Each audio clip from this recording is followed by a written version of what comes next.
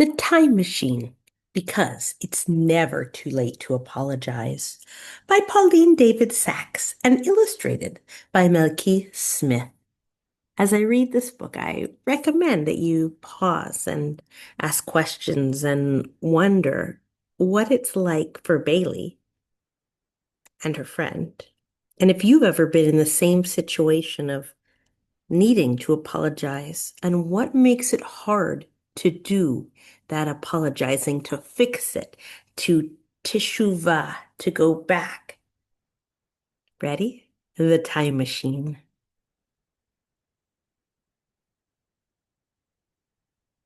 Bailey was building a time machine, not to visit the dinosaurs or to meet the knights of King Arthur's court.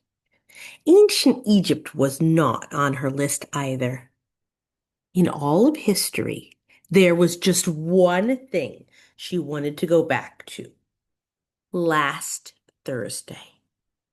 Last Thursday was the day she said the thing.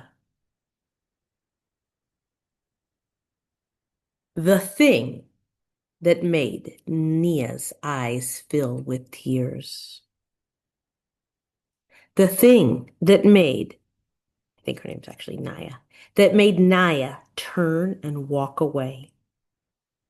The next day, Bailey tried to apologize, but her stomach twisted into a knot and a lump formed in her throat. No words came out.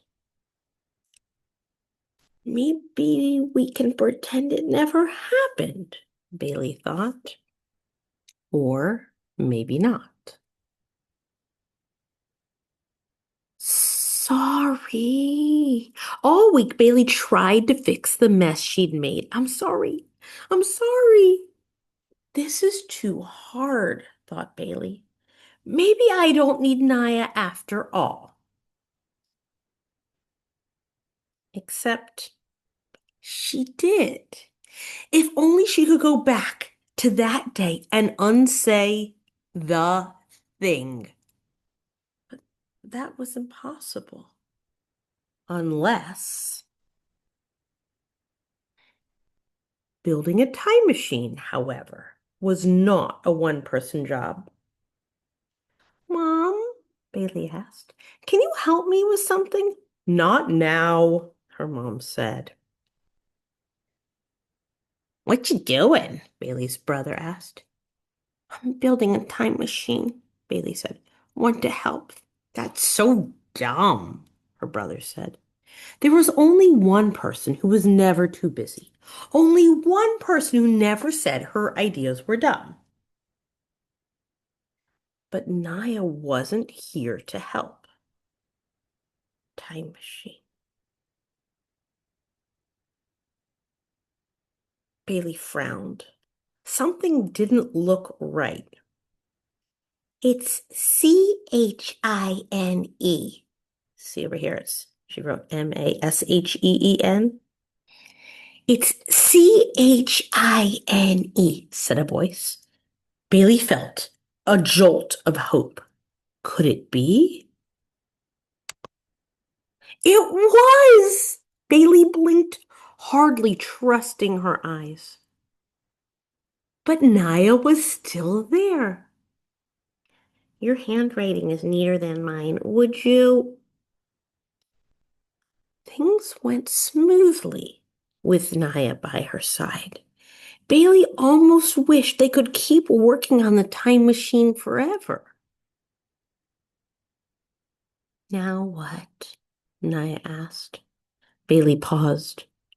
Once again, her stomach twisted into a knot and a lump formed in her throat. But this time, she made the words come out. We go back in time, Bailey said, to last Thursday.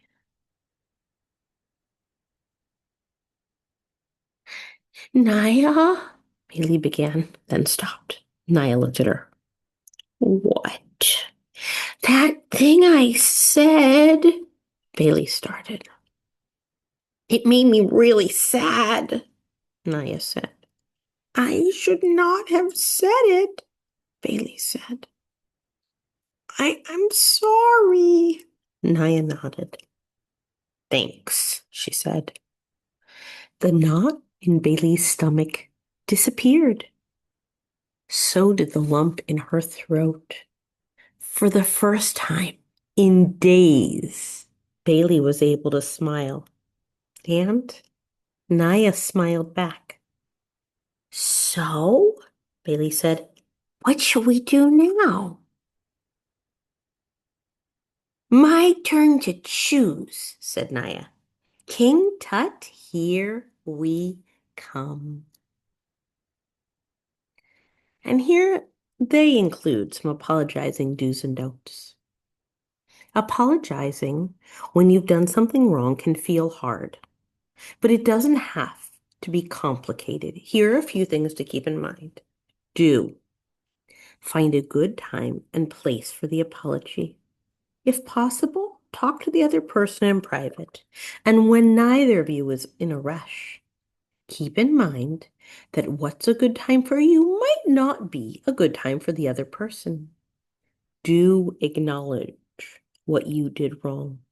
A good apology is more than just the words, I'm sorry. Be specific. What are you sorry about? Don't offer excuses. This is one I talk about a lot. Your apology should never include the word but. Like, I'm sorry I hurt your feelings, but I didn't mean to. Giving an excuse makes the apology feel insincere. Do focus on the future, not just the past. Let the other person know you plan to set things right and make things better going forward. And this, focusing on the future, is the real core of Teshuva, of doing it better in the future.